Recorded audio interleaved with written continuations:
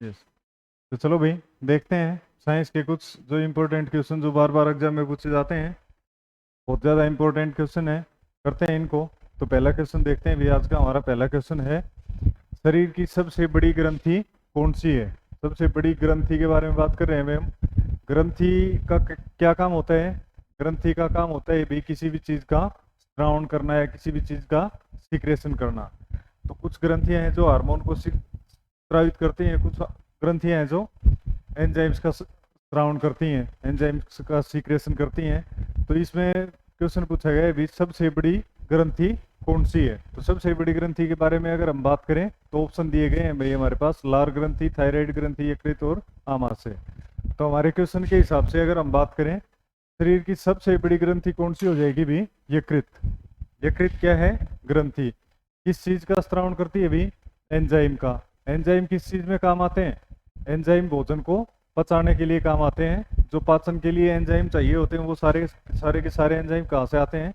यकृत से आएंगे भी। तो अब और देखते हैं भी ग्रंथि के बारे में। ग्रंथियों को दो भागों में बांटते हैं भी हम।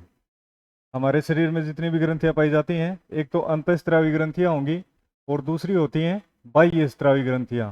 बाह्य स्रावी ग्रंथियां और अंतःस्रावी ग्रंथियों में क्या डिफरेंस है वो देखते हैं।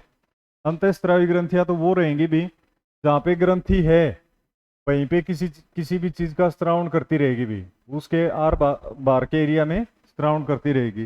दूसरी है बाह्य स्त्रावण ग्रंथियां। ग्रंथि कहीं पर और मौजूद है और पतली पतली नलिकाओं से उसका जो स्त्रावण है किसी भी चीज का, एंजाइम का है या हार्मोन का है, वो किसी दूसरी जगह स्रावित होता है। तो ये डिफरेंस है भी इनमें, अंतःस्रावी और बाह्य स्रावी ग्रंथियों में। तो अब सब शरीर की सबसे बड़ी ग्रंथि के बारे में बात कर रहे हैं।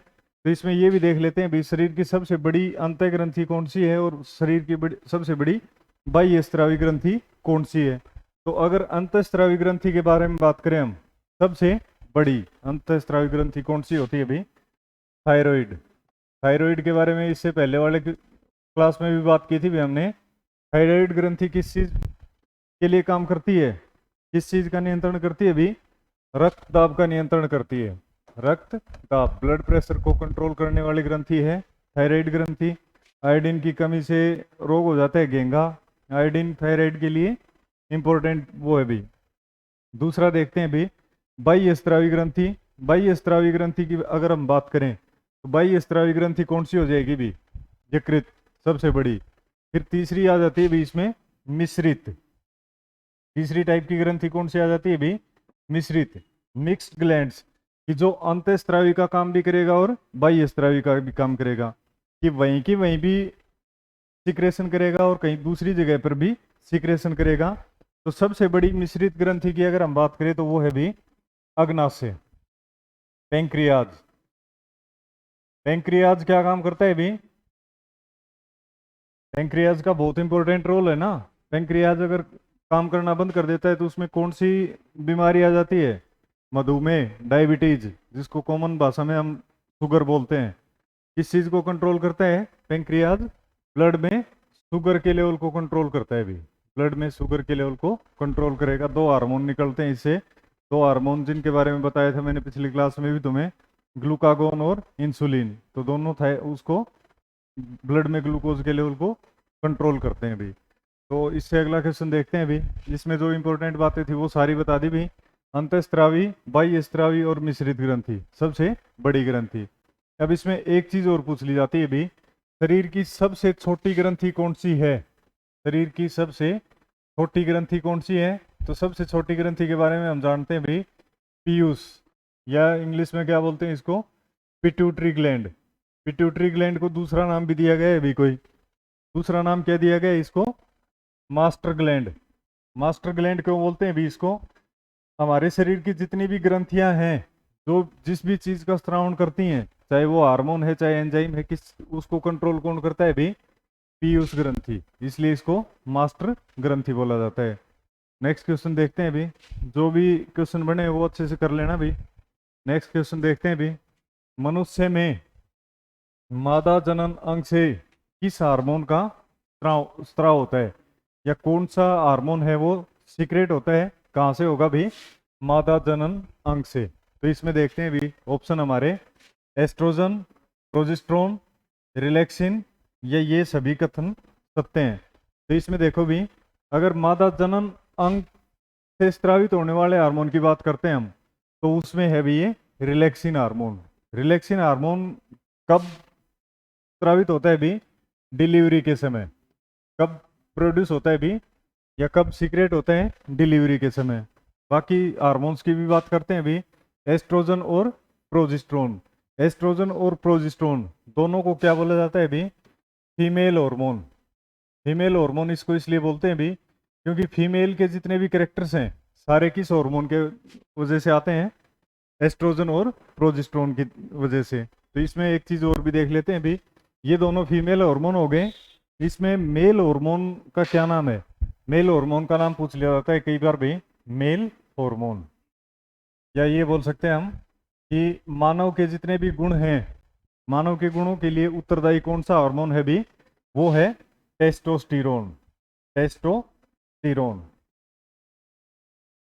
टेस्टोस्टेरोन हार्मोन मानव के गुणों के लिए उत्तरदायी है। और एस्ट्रोजन और प्रोजेस्टेरोन दोनों फीमेल के कैरेक्टर्स के लिए रेस्पॉन्सिबल है। तो इनको फीमेल हार्मोन्स बोलते हैं और इसको मेल हार्मोन बोलते हैं। डिलीवरी के समय मादा जनन अंग से कौन सा हार्मोन का स्रावण होता है भी? रिलैक्सिन। क्लियर है भी? नेक्स्ट क्वेश्चन देखते हैं। नेक्स्ट क्वेश्चन है हमारा, मनुष्य में ऐच्छिक गतियों का नियंत्रण किसके द्वारा होता है? तो सबसे पहले तो देखते हैं अभी ऐच्छिक गतियां होती क्या है। ऐच्छिक वर्ड बना है अभी हमारी इच्छा से। तो ऐसे कार्य जो हम अपनी इच्छा से कर सकते हैं, जैसे हमें उठ के चलना है कहीं पे भी, तो चलना है, चलने का वाला काम क्या हो गया? ऐच्छिक। और जो काम अपनी इच्छा अपनी मर्जी से हो रहे हैं, जैसे हम सांस लेते हैं, जैसे हमारा हार्ट बीट करता है, तो वो क्या है? अनैच्छिक क्रियाएं। तो ऐच्छिक और अनैच्छिक क्रियाओं में बांटते हैं भाई, जितने भी काम शरीर के होते हैं उनको। तो हमारी इच्छा से जो काम कर सकते हैं हम, उनका नियंत्रण के अंदर कहाँ होता है? तो देखो इसमें सेरिबरम, थायराइड, सेरिबलम, या इनमें से कोई नहीं। तो देखो भी एक बार, सेरिबलम, थायराइड या सेरिबरम, सेरिबरम, थायराइड या सेरिबलम, इनमें से कौन ऐच्छिक गतियों का नियंत्रण करता है? कौन नियंत्रित करता है भी इसको? सेरिबरम। हमारे ब्रेन का एक पार्ट है सेरिबरम, जो इसको कंट्रोल करता है भी, जो हमारी जितनी भी ऐच्छिक गतियां हैं उनको। दूसरी बात करें भी हम, सेरिबलम। सेरिबलम भी हमारे मस्तिष्क का एक पार्ट है भी, जो किस चीज को कंट्रोल करता है भी? जो कंट्रोल करेगा हमारे शरीर के संतुलन को, हमारे शरीर का बैलेंस बनाने के लिए। कई बार ये देखते हैं हम जब चक्कर वगैरह आना शुरू हो जाते हैं तो शरीर का संतुलन खो जाता है। तो उसमें किस अंग पर प्रभाव पड़ता है, या मस्तिष्क के किस भाग पर प्रभाव पड़ता है भी? सेरिबेलम पर। दूसरा काम है इसका भी गति। जब हम चलते हैं, जब हम चलते हैं तो संतुलन बनाए रखता है सेरिबेलम वाला पार्ट। तीसरा काम होता है भी इसका समन्वय। समन्वय का मतलब क्या होता है भी? समन्वय का मतलब है कि सभी अंगों का एक साथ काम करना, सभी अंगों को एक साथ काम करवाना, सभी अंगों को साथ काम करवाना, साथ काम। कई बार देखते हैं हम, जो लोग हद से ज्यादा शराब का सेवन कर लेते हैं, हद से ज्यादा शराब का सेवन कर लेंगे तो क्या होता है?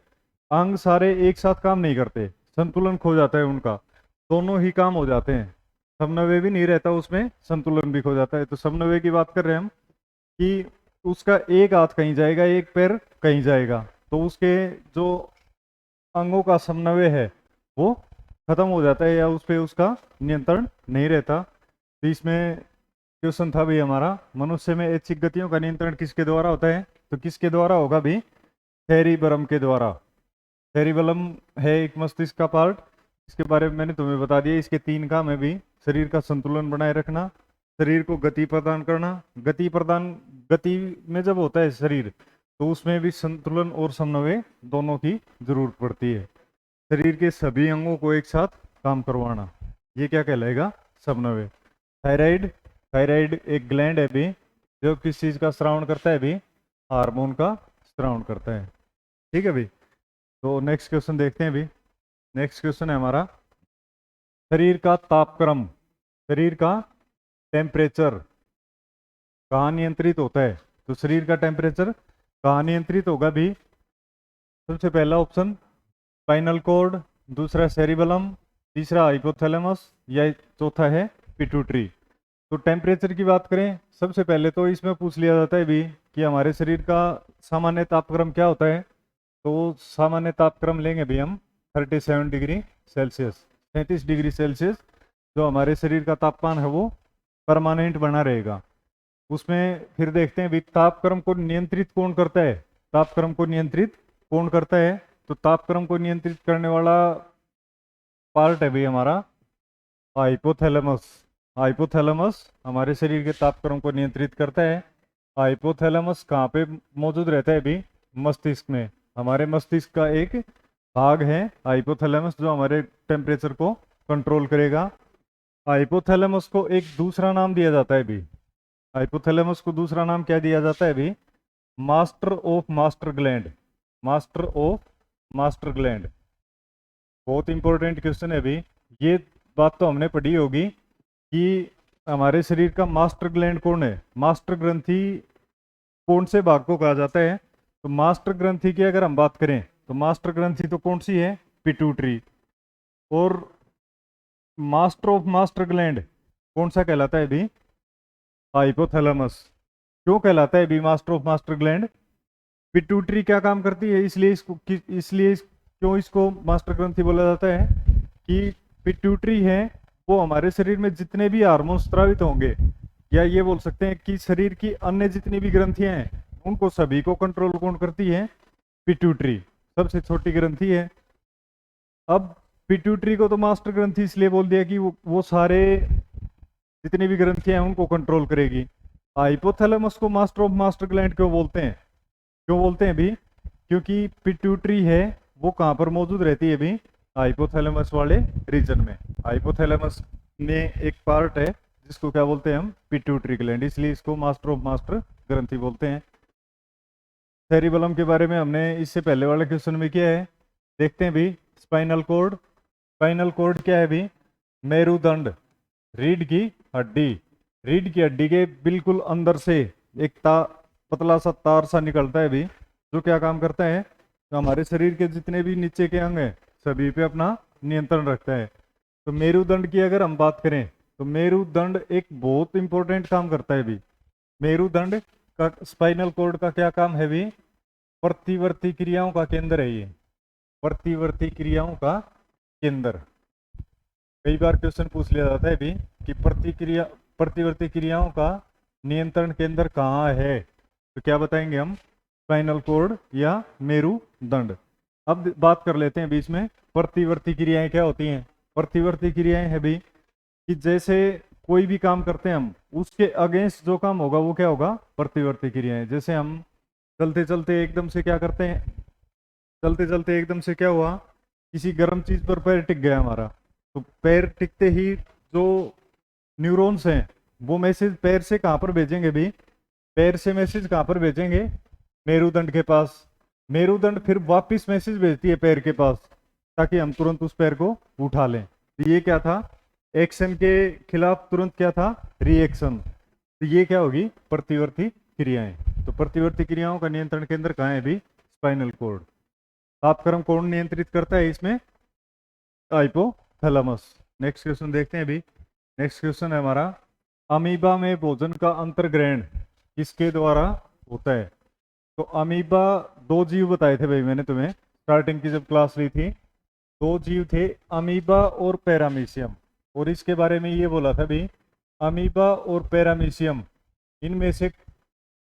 इनमें से कोई भी क्वेश्चन दिख जाता है अमीबा और पैरामीशियम से संबंधित तो उसको बहुत अच्छे से कर लेना है भी। क्यों? क्योंकि अमीबा और पैरामीशियम बहुत ही महत्वपूर्ण जीव हैं जो कंपटीशन एग्जाम में जिनके ऊपर क्वेश्चन पूछे जाते हैं। तो बात कर रहे हैं अभी भोजन के अंतर्ग्रहण की बात कर रहे थे हम। अंतर्ग्रहण क्या होता है भी? भोजन को शरीर के अंदर लेना, भोजन को शरीर के अंदर लेना। तो भोजन को शरीर के अंदर कैसे लेता है भाई अमीबा? अमीबा के बारे में बताया था। अमीबा किस तरीके का जीव है भी? एक कोशिकीय जीव। एक कोशिकीय जीव ऐसे जीव जो एक ही कोशिका से मिलके बने रहते हैं, एक ही कोशिका से मिलके बना हुआ है, तो उसमें अंग नहीं होंगे, मुंह नहीं होगा, उसमें हाथ नहीं होंगे, पैर नहीं होंगे, कोई भी अंग मौजूद नहीं है। तो उसमें भोजन अंतर्ग्रहण बहुत अच्छे से बताया था भाई, किसके द्वारा करता है? ऑप्शन देखते हैं, फूटपाद, कोशिका मुंह, सीलियम, सीलिया या गुदा द्वार। तो इसमें एक इसके शरीर के ऊपर कुछ फॉर्मेशन बताई थी भी, जिसको क्या बोलते हैं हम? फूटपाद। इंग्लिश में बोल रहे थे भी इनको स्यूडोपोडिया, स्यूडोपोडिया। एक बार फिर से बता देता हूँ भी, स्यूडो का मतलब क्या होता है? फॉल्स, और पोडिया का मतलब क्या होता है? पैर। तो झूठे पैर जैसी संरचनाएं होती हैं, पैर नहीं है, क्योंकि एक कोशिकीय जीव है, कोशिका मिलके उत्तक बनाती है, उत्तक मिलके अंग बनाते हैं। तो इसमें अंग मौजूद नहीं है। पैर क्या होते हैं? अंग। तो अंग मौजूद नहीं है, लेकिन पैर के जैसी संरचनाएं मौजूद हैं, उनको क्या बोलते हैं अभी? कूटपाद। कूटपाद समझ गए ना? तो अमीबा में भोजन का अंतर ग्रहण करने के लिए कौन से स्ट्रक्चर मौजूद रहते हैं?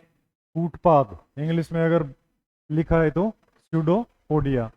दूसरे जीव की बात कर रहे थे भी हम, पैरामीशियम। तो पैरामीशियम के शरीर पर छोटी छोटी बाल जैसी संरचनाएं मिलती हैं, बाल नहीं होते, बाल जैसी संरचनाएं हैं, उनको क्या बोलते हैं अभी? सीलिया। तो वो क्या करता है? वो पैरामीशियम भी एक कोशिकीय जीव है, जल में रहने वाले जीव हैं। भोजन ये पानी के बहाव की साइड, पानी के बहाव के साथ तैरते रहते हैं। जैसे ही कोई फूड पार्टिकल इनके पास आता है, तो उन बालों में फंस जाता है, जिनको सीलिया बोलते हैं। फिर वो उसको धीरे धीरे कोशिका के अंदर ले लेते हैं। अमीबा में पोषण किस तरीके से होता है, अगर इसको अच्छे से समझना है, तो जो हमारा फर्स्ट लेक्चर था भी, उसमें देख सकते हो जाके। तो इसमें सीलिया किस में मौजूद रहता है भी? पैरामीशियम में। और भोजन का अंतर ग्रहण के लिए अमीबा में कौन से स्ट्रक्चर मौजूद रहते हैं भी? कूटपाद, जिनको स्यूडोपोडिया बोलते हैं। नेक्स्ट क्वेश्चन देखते हैं भी। नेक्स्ट क्वेश्चन है हमारा, निम्न में से कौन सा एंजाइम लार में पाया जाता है?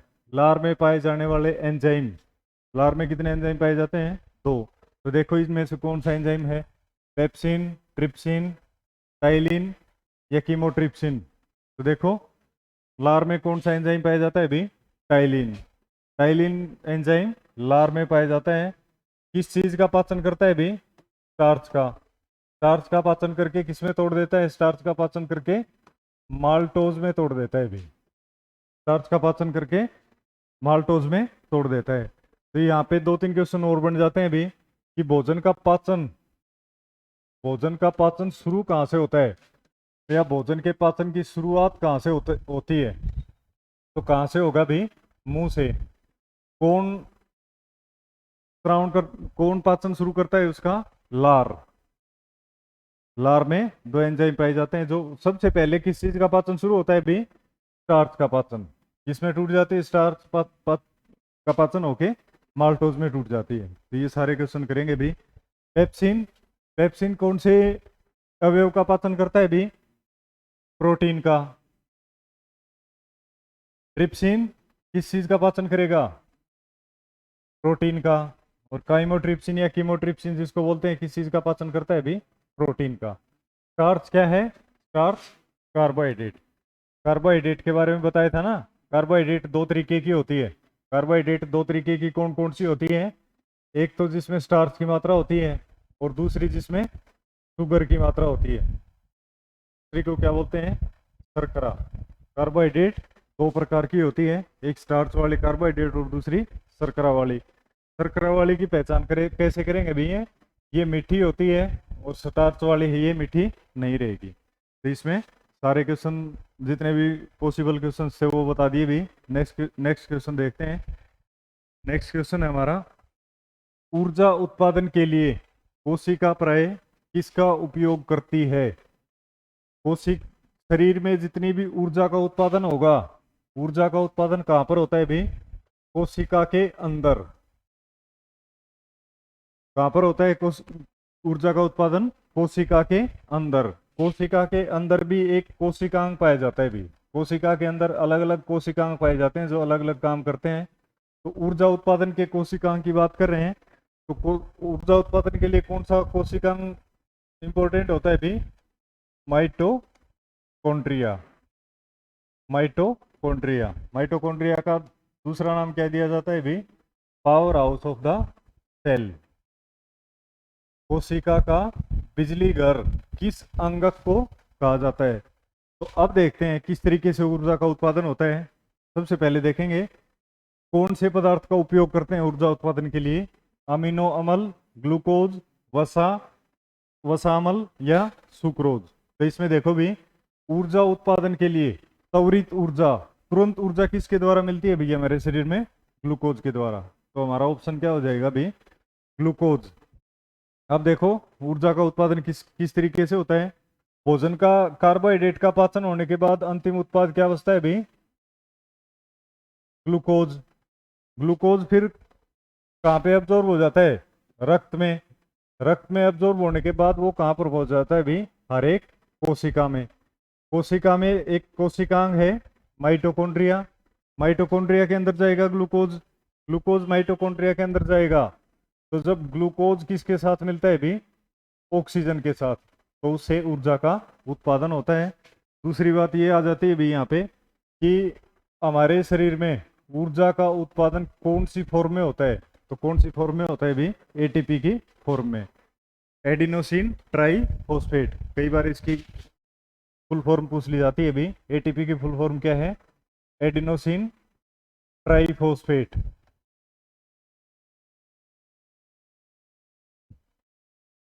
Adenosine triphosphate.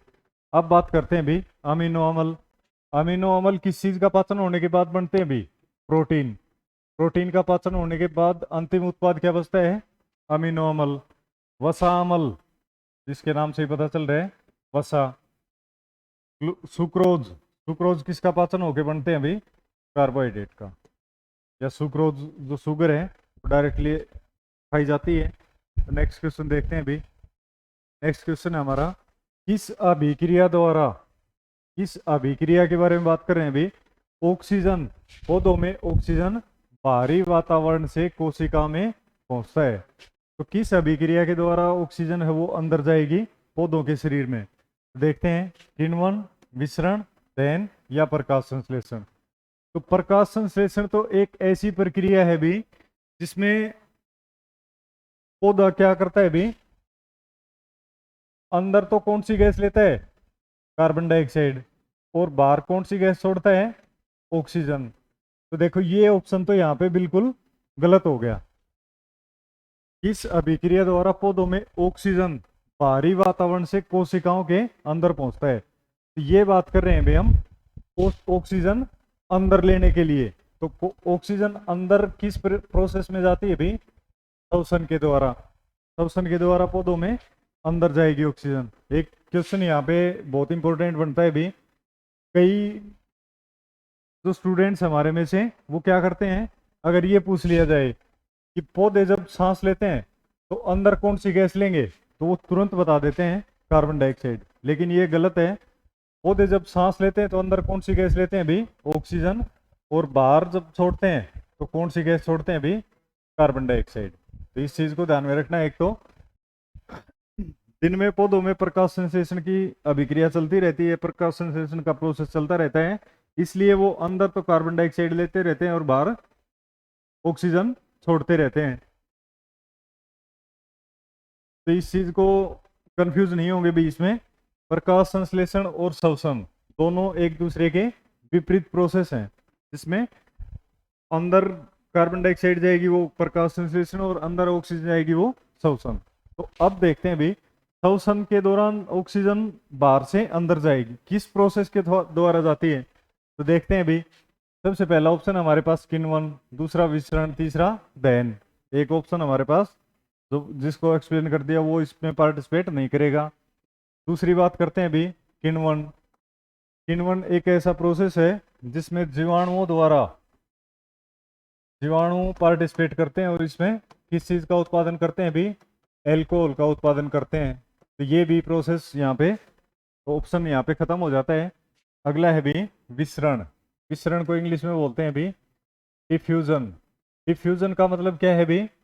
कि कोई भी पदार्थ जिसकी ज्यादा मात्रा है जहाँ पे, वो ज्यादा मात्रा से कहाँ की ओर भागता है भी? कम मात्रा की ओर।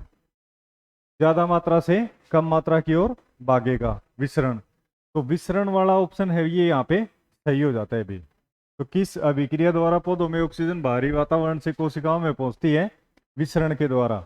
देखो एग्जाम्पल से समझते हैं इसको भी। छोटी क्लासेज में जब पढ़ते थे तो उसमें पढ़ा था हमने कि कमरे के किसी एक कोने में अगर अगरबत्ती जला दी जाए तो उसकी गंध है वो धीरे धीरे पूरे कमरे में फैल जाती है। तो क्या प्रोसेस है भी ये? विसरण। क्या प्रोसेस काम करता है यहाँ पे? हायर कंसंट्रेशन से लोअर कंसंट्रेशन की ओर भागना। तो इसमें क्या होगा भी? बाहरी वातावरण की अगर हम बात करें तो बाहरी वातावरण में ऑक्सीजन ज्यादा रहेगी, पौधे के अंदर ऑक्सीजन कम है, तो वो पौधे के अंदर की ओर भागेगी। किस प्रोसेस के थ्रू भागती है भी? विसरण के। दहन अलग है भी, कंबस्शन, जिसमें कोई भी चीज जलकर ऊर्जा प्रदान करती है। तो इसको ध्यान में रखेंगे भी। पौधे जब श्वसन सांस लेते हैं, सांस किसके द्वारा लेते हैं भी? टोमेटा। टोमेटा कहाँ पर मौजूद होते हैं? पत्तियों पर। इनको क्या बोलते हैं भी? वातरंध्र। वातरंध्र। पौधे सांस लेने के लिए किस ऑर्गन का प्रयोग करते हैं भी? वातरंध्र का। कहाँ पर मौजूद होते हैं? पत्तियों के ऊपर नीचे वाले हिस्से में ज्यादा मौजूद रहते हैं। कौन सा अभिक्रिया काम करती है वहां पे? विसरण। ज्यादा मात्रा से कम मात्रा की ओर भागना। नेक्स्ट क्वेश्चन देखते हैं भी। नेक्स्ट क्वेश्चन है हमारा, एक स्वस्थ मनुष्य का रक्तचाप कितना होता है? 90/60, 120/80, 200, 130 या 140, 160? तो इसके बारे में तो हमें पता है, 120/80 mm/Hg पारे में नोट किया जाता है भी, या पारे में मापा जाता है इसको। 120/80 है वो हमारा नॉर्मल ब्लड प्रेशर माना गया है अभी। 120 क्या होता है इसमें और 80 क्या है उसके बारे में बात कर लेते हैं।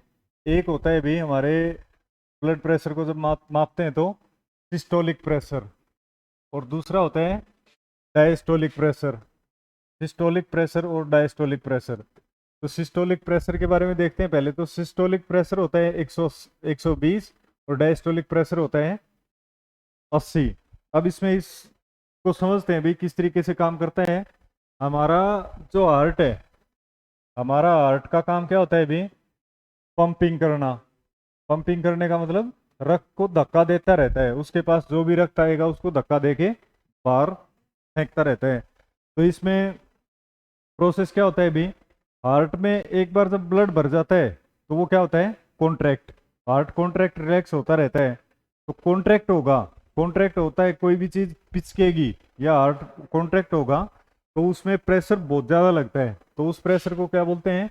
Systolic pressure. तो ये कौन सा प्रेशर है भी? कॉन्ट्रैक्शन वाला, जब हार्ट कॉन्ट्रैक्ट होता है। दूसरा, एक बार कॉन्ट्रैक्ट हो गया, सिकुड़ गया, सिकुड़ने के बाद अपनी जगह पर वापस आता है, तो उस प्रेशर को बोलते हैं भी डायस्टोलिक प्रेशर। और वो क्या है? Relaxation pressure. जब हार्ट रिलैक्स होता है तब प्रेशर कितना रहना चाहिए? 80, और जब कॉन्ट्रैक्ट होता है तब कितना होना चाहिए? 120। क्लियर है भी? नेक्स्ट क्वेश्चन देखते हैं। ये आ जाएगा भी लो ब्लड प्रेशर में, और ये दोनों आ जाएंगे हाई ब्लड प्रेशर में। लो ब्लड प्रेशर को बोलते हैं भी हाइपोटेंशन। हाइपो, एक मिनट भाई, लो ब्लड प्रेशर को क्या बोलते हैं? हाइपोटेंशन।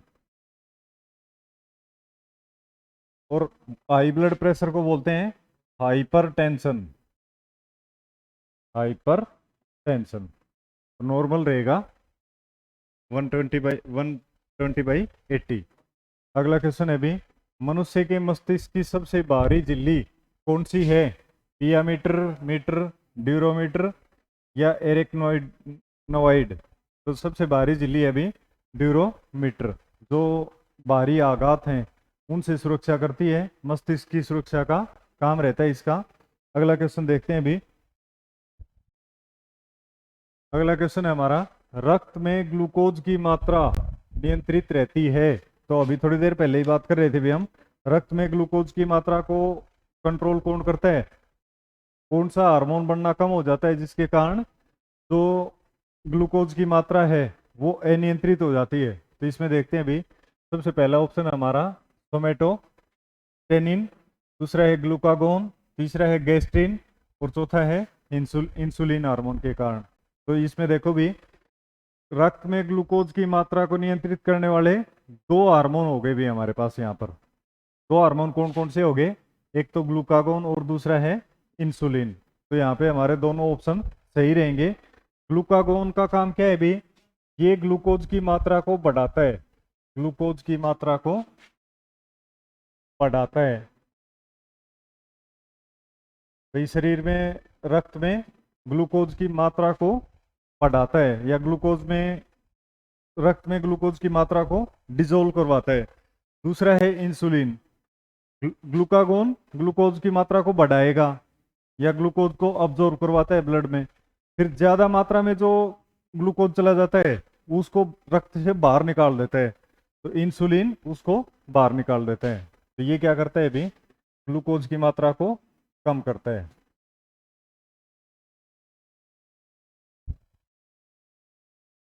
जैसे अभी बात कर रहे थे हम हाई ब्लड प्रेशर के बारे में और लो ब्लड प्रेशर के बारे में। ब्लड प्रेशर लो हो जाएगा तो उस कंडीशन को क्या बोलते हैं? हाइपोटेंशन।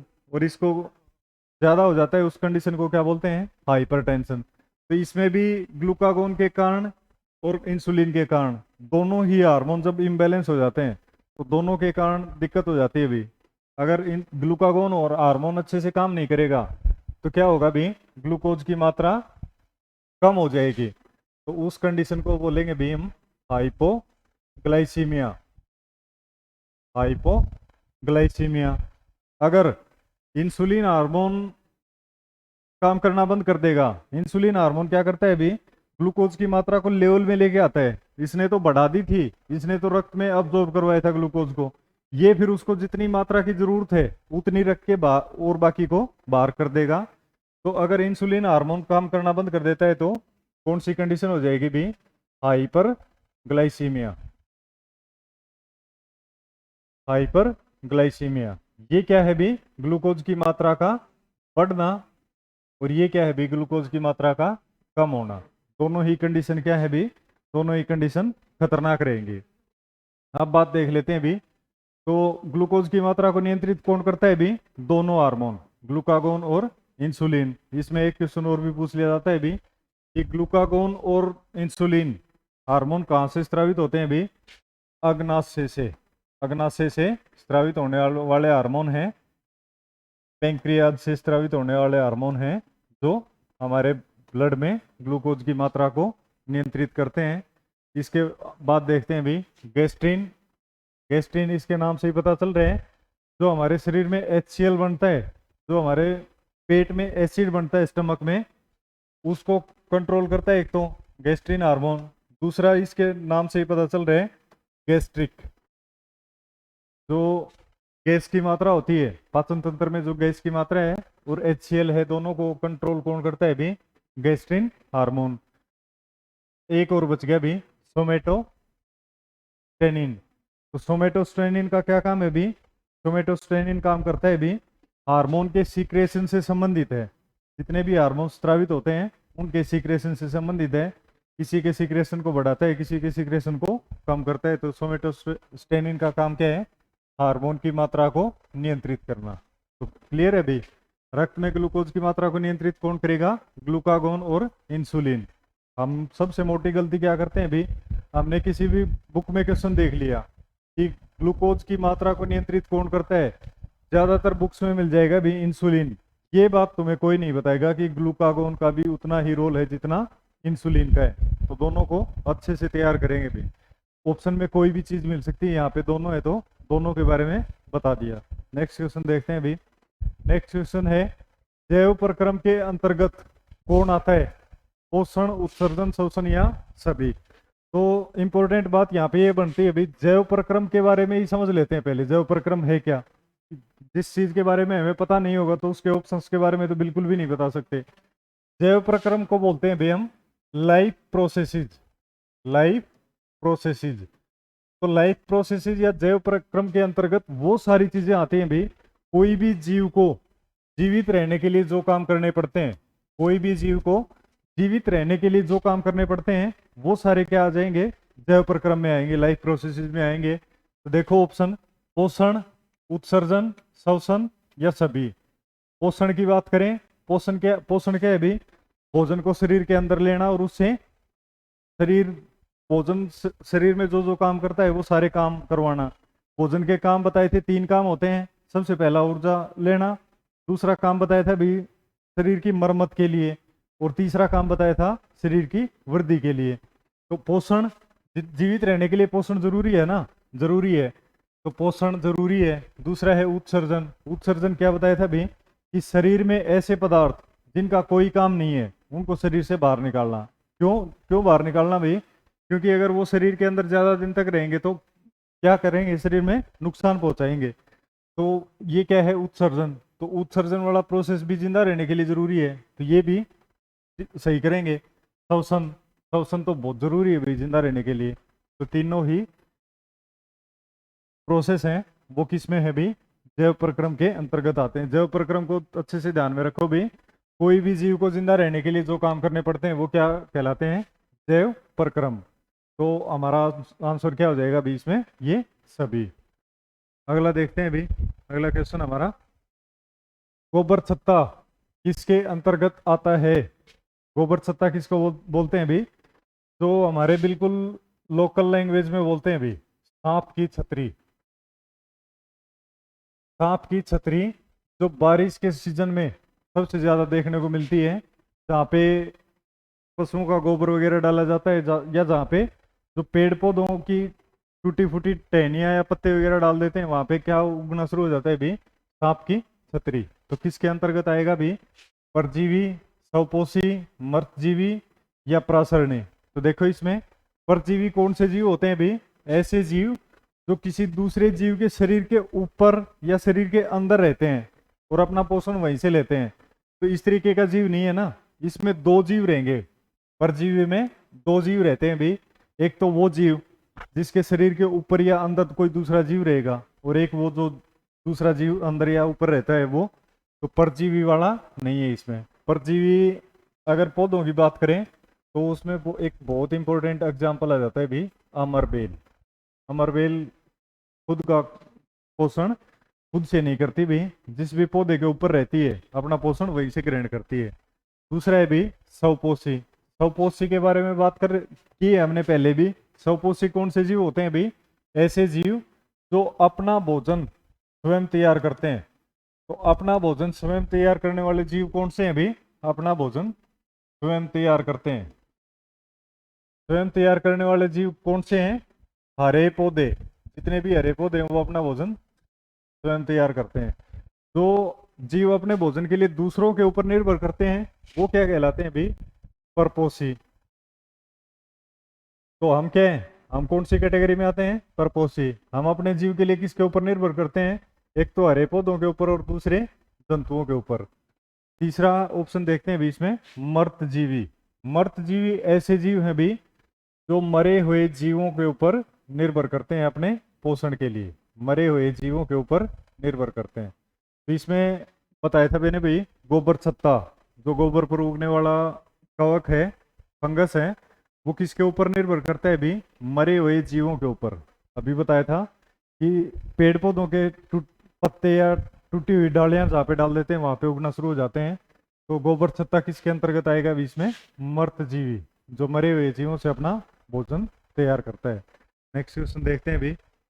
नेक्स्ट क्वेश्चन है हमारा, वायुमंडल में सामान्यतः कार्बन डाइऑक्साइड पाया जाता है। कार्बन डाइऑक्साइड की मात्रा हमें अच्छे से पता है कितनी है, कार्बन डाइऑक्साइड की मात्रा 0.03%। कार्बन डाइऑक्साइड की मात्रा बढ़ती जा रही है, बढ़ती जा रही है, उस चीज का क्या नुकसान है भी, गर्मी बढ़ती जा रही है। क्यों, क्योंकि सूर्य के प्रकाश में आने वाली जो गर्मी है उसको कार्बन डाइऑक्साइड है वो अब्जॉर्ब कर लेती है। इसकी मात्रा जो बढ़ती हुई जा रही है वो काफी चिंतनीय है कि जितनी ज्यादा मात्रा बढ़ेगी उतनी ज्यादा गर्मी बढ़ती जाएगी। 78% कौन सी गैस पाई जाती है अभी वायुमंडल में, नाइट्रोजन। 21% कौन सी पाई जाती है, ऑक्सीजन। नेक्स्ट क्वेश्चन देखते हैं अभी। नेक्स्ट क्वेश्चन है हमारा, छाया में पनपने वाले पौधों को क्या कहते हैं? दो पौधे छाया में उगते हैं, उन पौधों को क्या कहेंगे? हेलियोफाइट्स, थियोफाइट्स, थियोकाइट्स, या इनमें से कोई नहीं। तो छाया में उगने वाले पौधों को क्या कहते हैं भाई? सियोकाइट्स। थियोकाइट्स ऐसे पौधे जो छाया में उगते हैं। अब बात करते हैं हेलियोफाइट्स की। हेलियोफाइट्स ऐसे पौधे जो सूर्य की रोशनी को सहन कर सकते हैं, या सूर्य की रोशनी में उगने वाले पौधे। पौधे अलग अलग प्रकार के होंगे भी, कुछ छाया में उगेंगे, कुछ सूर्य के प्रकाश में उगेंगे। छाया वाले को अगर सूर्य के प्रकाश में उगाएंगे तो वो नहीं ग्रो कर पाएंगे। सूर्य के रोशनी वालों को अगर छाया में उगाएंगे तो वो ग्रो नहीं कर पाएंगे। अगला है भी थियोफाइट्स। थियोफाइट्स जैसा कुछ नाम नहीं होता भी, ये क्या है? लिथोफाइट्स। तो लिथोफाइट्स कौन से पौधों को बोलते हैं भी? लिथोफाइट्स बोलते हैं जो चट्टानों या पत्थरों पर उगने वाले पौधे हैं। चट्टान या पत्थर पर उगने वाले पौधे क्या कहलाते हैं? थियोलिथोफाइट्स। तो छाया में पनपने वाले पौधे को कौन से हो गए भी? थियोफाइट्स। नेक्स्ट क्वेश्चन देखते हैं भी। नेक्स्ट क्वेश्चन हमारा, उच्च रक्तचाप की अवस्था को क्या कहते हैं? पहले क्वेश्चन में किया है हमने, देखते हैं। हाइपोटेंशन, पक्षाघात, हाइपरटेंशन, या इनमें से कोई नहीं। तो देखो बता दिया था तुम्हें, उच्च रक्तचाप की अवस्था क्या कहलाती है? हाइपरटेंशन। हाइपर किसी भी चीज की मात्रा ज्यादा होना। हाइपर ज्यादा गुस्सा आएगा तो उसको क्या बोलते हैं? हाइपर हो गया। हाइपोटेंशन क्या बताया था भाई? कौन सी कंडीशन है? Low blood pressure. Low blood pressure की कंडीशन हाइपोटेंशन। पक्षाघात, पक्षाघात के बारे में बात करें तो साधारण नाम है इसका लकवा, पैरालिसिस। जिसमें क्या होता है भी? पक्षाघात में क्या होता है? मनुष्य के एक साइड का सारे अंग है वो काम करना कम कर देते हैं या बंद कर देते हैं। तो देखो उच्च रक्तचाप की अवस्था क्या कहलाएगी? Hypertension. आगे देखते हैं भी। नेक्स्ट क्वेश्चन, पौधे में आवश्यकता से अधिक जल चला गया तो किस प्रक्रिया से बाहर निकाला जाता है? किस प्रक्रिया के द्वारा बाहर निकाला जाएगा भी? देखते हैं। अवशोषण, वाष्पोत्सर्जन, उत्सर्जन, या प्रकाश संश्लेषण। तो देखो भी सबसे पहले ऑप्शन के बारे में देखते हैं भी। अब्जॉर्प्शन। अब्जॉर्प्शन का मतलब होता है भी, अवशोषण का मतलब होता है अब्जॉर्प्शन। अब्जॉर्प्शन का मतलब है किसी भी चीज को सोखना। तो सोखने से तो कोई चीज शरीर से बाहर नहीं निकलेगी, वो तो शरीर के अंदर जा सकती है। तो ये ऑप्शन हो जाएगा हमारा यहाँ पे गलत। दूसरा है भी वाष्पोत्सर्जन। वाष्पोत्सर्जन के बारे में अच्छे से समझ लेना भी। तो हमारे क्वेश्चन का आंसर कौन सा बनेगा? वाष्पोत्सर्जन। पौधों में आवश्यकता से अधिक जल किस प्रक्रिया के द्वारा बाहर निकाला जाता है? वाष्पोत्सर्जन के द्वारा। वाष्पोत्सर्जन क्या है भी? इंग्लिश में बोलते हैं हम इसको ट्रांसपायरेशन। ट्रांसपिरेशन। ट्रांसपिरेशन क्या है भी? जब पौधे में आवश्यकता से अधिक जल चला जाता है तो वो जल किस अवस्था में बाहर निकाला जाता है भी? जब पौधे में रासायनिक अभिक्रियाएं चलती रहती हैं। रासायनिक अभिक्रियाएं चलेंगी तो जो ज्यादा जल है वो किस में बदल जाता है भी? भाप में बदल जाता है। पौधे के अंदर तापमान ज्यादा होने के कारण, तो तापमान होने के कारण भाप में बदल गया। जब पौधे सांस लेंगे, सांस किसके द्वारा लेते हैं भाई? वातरंध्र के द्वारा, स्टोमेटा के द्वारा। तो जल भाप में बदल गया। अब जब पौधे सांस लेंगे तो स्टोमेटा से वो क्या कहाँ आ जाते हैं भी? बाहर आ जाएंगे। गैसों के साथ घुल के कहाँ आ जाते हैं? बाहर। अब देखो वाष्पोत्सर्जन की आगे की क्रिया देखते हैं भी। पौधे के अंदर तापमान क्या था भी? तापमान था ज्यादा। ताप की बात करें तो ताप था ज्यादा। जल किस में बदल गया? भाप में। स्टोमेटा से बाहर आ गया। बाहर के वातावरण का क्या रहेगा? ताप कम रहेगा। थोड़ा ताप कम रहेगा। रात के समय की बात कर रहे हैं, ताप कम रहेगा तो भाप वापिस किस में बदल जाएगी? जल में। तो ये देखते हैं भी हम, वाष्पोत्सर्जन की प्रक्रिया सबसे ज्यादा कौन से पौधे में देखने को मिलती है? दूब घास में। तो दूब घास में क्या देखते हैं हम? गर्मी के टाइम में भी जब सुबह सुबह नंगे पैर धूप पर घूमते हैं तो क्या महसूस होता है? पानी की बूंदे। ओस की बूंदे नहीं है भी, वो ओस की बूंदे नहीं है, वो बूंदे किस प्रोसेस से बनी है अभी? वाष्पोत्सर्जन से। वाष्पोत्सर्जन का पूरा प्रोसेस मैंने तुम्हें समझा दिया कि जब रासायनिक अभिक्रियाएं चलती हैं तो तापमान ज़्यादा होता है, तापमान ज़्यादा होगा तो जो जल है वो भाप में बदल जाता है और हवा के साथ मिलके बाहर आ जाता है। बाहर टेम्परेचर कम रहेगा तो भाप वापिस किस में बदल जाती है? जल में। तो पौधे की पत्तियों के ऊपर किस फॉर्म में महसूस होगा भी? जल की बूंदों के रूप में। ये भी वाष्पोत्सर्जन। आवश्यकता से अधिक जल किस प्रोसेस से बाहर निकाल देंगे? ट्रांसपिरेशन से। उत्सर्जन का प्रोसेस जो प्लांट्स है उसमें इतना ज़्यादा डेवलप नहीं होता। प्रकाश संश्लेषण के बारे में पता है हमें भी। प्रकाश संश्लेषण क्या है? हरे पौधों द्वारा भोजन बनाने की प्रक्रिया। हरे पौधों द्वारा भोजन बनाने की प्रक्रिया क्या कहलाती है? प्रकाश संश्लेषण। नेक्स्ट देखते हैं भी। नेक्स्ट क्वेश्चन है हमारा, निम्न में से किसे प्रकाश संश्लेषी अंगक कहते हैं? प्रकाश संश्लेषी अंगक या ऐसा अंग जहाँ पे प्रकाश संश्लेषण की प्रक्रिया है वो भाग लेती है। तो सबसे पहले पत्ती, दूसरा हरित लवक, तीसरा स्टोमेटा, चौथा जड़। तो देखो सबसे पहला ऑप्शन है पत्ती। तो पौधों में प्रकाश संश्लेषण का सबसे मुख्य अंग कौन सा है? पत्ती। दूसरी बात इसमें ध्यान में रखेंगे भी कि जो भी पौधे का हरा भाग है, जो भी पौधे का हरा भाग है वो क्या होगा भी? प्रकाश संश्लेषी अंगक। हरा पौधे का हरा रंग किसके कारण होता है भी? हरित लवक के कारण। हरित लवक क्या है? क्लोरोप्लास्ट। क्लोरोप्लास्ट। तो ये क्वेश्चन भी पूछा जाता है भी कई बार कि पौधों का हरा रंग किसके कारण होता है? किसके कारण होता है? हरित लवक या क्लोरोप्लास्ट के कारण। अब ये बात इंपॉर्टेंट है भी कि कई बार ये क्वेश्चन पूछ लिया जाता है कि पौधे का कौन सा भाग प्रकाश संश्लेषण में भाग लेता है? तो इसमें आ जाएगा पत्ती। दूसरा ऑप्शन आ जाएगा सभी हरे भाग, तना या और कोई। तो सभी हरे भाग है ना, तो सभी हरे भाग करेंगे भी। प्रकाश हरित लवक का काम, हरित लवक का रंग कैसा है? हरा। तो हरित लवक जिस भी अंग में मौजूद रहेगा वो अंग प्रकाश संश्लेषण में भाग लेगा। टोमेटा, टोमेटा के बारे में बताया था किस चीज में काम आता है भी? श्वसन के काम, गैसों का एक्सचेंज करता है। जड़, जड़ किस चीज में काम आती है भी? पानी को सोखने के लिए और दूसरा पौधों को मजबूती प्रदान करने के लिए, दोनों ही काम आती हैं। नेक्स्ट क्वेश्चन देखते हैं भी। नेक्स्ट क्वेश्चन है हमारा, पौधे में गैसों के आदान प्रदान के लिए रहते हैं। गैसों का आदान प्रदान का अभी इससे पहले वाले क्वेश्चन में तो बात कर रहे थे हम, गैसों का आदान प्रदान किससे होता है? जड़ से, रंध्र से, टहनी से या तना से। तो इसमें आ जाएगा रंध्र। रंध्र क्या होते हैं भाई? बिल्कुल छोटे छोटे छिद्र पाए जाते हैं। कहाँ पर पाए जाते हैं भाई? मोस्टली पत्तियों में। कहाँ पर पाए जाते हैं? पत्तियों में। पत्तियों में भी कौन से हिस्से में? पत्ती के नीचे वाले हिस्से में ज्यादा पाए जाते हैं वातरंध्र। रंध्र की जगह दूसरा नाम क्या मिल सकता है भी हमें? वातरंध्र। वात का मतलब क्या हो गया भी? वायु। ऐसे छिद्र जहां से वायु का आदान प्रदान होता है। और वातरंध्र को इंग्लिश में बोलते हैं भी स्टोमेटा। स्टोमेटा इंग्लिश वाले को सीधा इस तरीके से भी लिख सकते हैं। तो सभी को ध्यान में रखना है भी।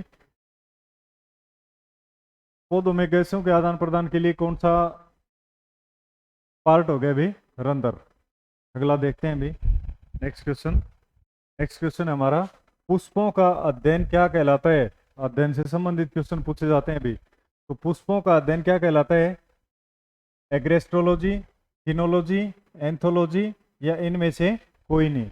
तो इनमें अध्ययन जितने भी हैं, अध्ययन सारे पढ़ते जाएंगे भी, एक एक करके सारे अध्ययन पढ़ते जाएंगे। कौन सा अध्ययन किस चीज से संबंधित है?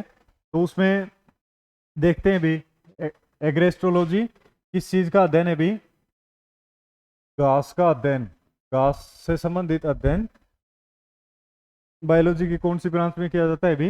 एग्रेस्ट्रोलॉजी। फिनोलॉजी, फिनोलॉजी क्या है भी? फिनोलॉजी बोटनी से ही रिलेटेड है भी, बोटनी से ही रिलेटेड है, जिसमें किस चीज का अध्ययन किया जाता है भी? तारीखों का अध्ययन। तो अब हम ये सोचेंगे भी कि बोटनी में तो तारीखों का अध्ययन थोड़ी ना आता है। तो तारीखों का अध्ययन कौन सी तारीखों का अध्ययन में पौधे का विकास नोट किया जाता है? पौधे का विकास, कि पौधे ने कब ग्रो करना शुरू किया, कब उसमें पत्तियां निकलनी शुरू हुई, कब उसमें फूल निकलना शुरू हुए, कब उसमें फल बनना शुरू हुए, तो उसमें तारीखों का अध्ययन क्या कहलाएगा? फिनोलॉजी। अगला है भी एंथोलॉजी। एंथोलॉजी किसका अध्ययन है भी? फूलों का अध्ययन। Study of flowers is called anthology.